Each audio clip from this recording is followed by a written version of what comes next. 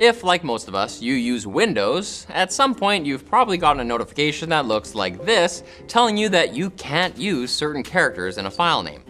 But why? I mean, quotes and question marks are common enough in everyday use, so why can't I just put them in the friggin' file? What the heck is going on? Is Microsoft just trying to play mind games with us, or do they actually have a good reason? It turns out these restrictions are due to how the operating system itself reads file names. You see, Windows uses certain characters to denote certain actions the operating system needs to follow when it's working with a file. You're probably familiar with how backslash precedes the name of a subfolder, and as such you cannot put a backslash in the file name, since otherwise Windows would confuse the file name for another folder that isn't even there. Similarly, you can't use a colon, since Windows understands a colon to denote a drive letter, which comes at the beginning of a file path to tell Windows what drive to begin looking for the file on. What about /? Well, these can still be used to point to certain resources. Think about how you can have a shortcut on your desktop to a certain web page that uses / in the URL.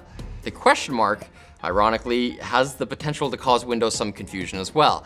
You can actually use it as a wildcard of sorts when you run a search. For example, if you want to find all the files that match most of a certain file name, you can throw in a question mark to tell Windows to return a result for any character in that space where the question mark is. So it follows that you simply can't use it in your file names. Oh, and the asterisk is restricted for similar reasons, as if you search for something like asterisk.png, you'll get all PNG files in whichever folder you're searching.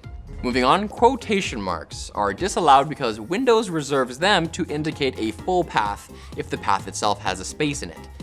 If you bring up a Windows shortcut, you can see that the path it's pointing to will often include quotes by default. This is especially useful if you're trying to put modifiers after the path. For example, if you're trying to force a game to run in a certain sized window, you can try putting a space after the file name, then -W, -R, followed by your desired resolution. The quotes help Windows know that the space after the file name isn't part of the path, and that you're instead trying to tell Windows to do something else. And there are other disallowed characters that you may not see unless you're using the command line instead of the typical Windows GUI. The greater and less than symbols fall into this category, for example. For the other characters and uses that we don't have time for today, I'm sure some of you can discuss those in the comments and help us out. Of course, Windows' approach to this isn't always super intuitive, which is why the frustration stems to begin with.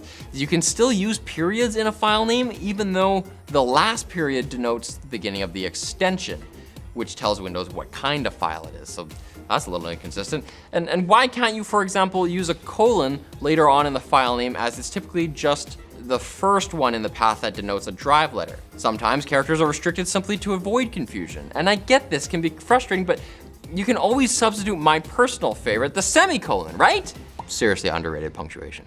Thanks to Blinkist for sponsoring this video. Blinkist takes the best insights and most important information from thousands of non-fiction books and condenses it into 15 minutes. You can either read or listen from the app, perfect for busy schedules and commutes, and they have a wide variety of categories such as business and finance, parenting, psychology, and self-help. Some of their most popular titles include Reinventing the Product, which shows us how to compete in an increasingly digitized marketplace. Or check out Steaming, Sharing, Stealing. That outlines how successful companies such as Apple, Netflix, and Amazon use data to understand their consumers in the ever-changing entertainment industry. Blinkist is available on the Google Play Store and Apple's App Store, and the first 100 people to go to Blinkist.com/TechWiki are going to get unlimited access for 1 week to try it out. And everyone can get the 7-day free trial and cancel at any time. So thanks for watching, guys. If you liked this video, give it a thumbs up, hit subscribe, and be sure to hit us up in the comments section with your suggestions for topics that we should cover in the future.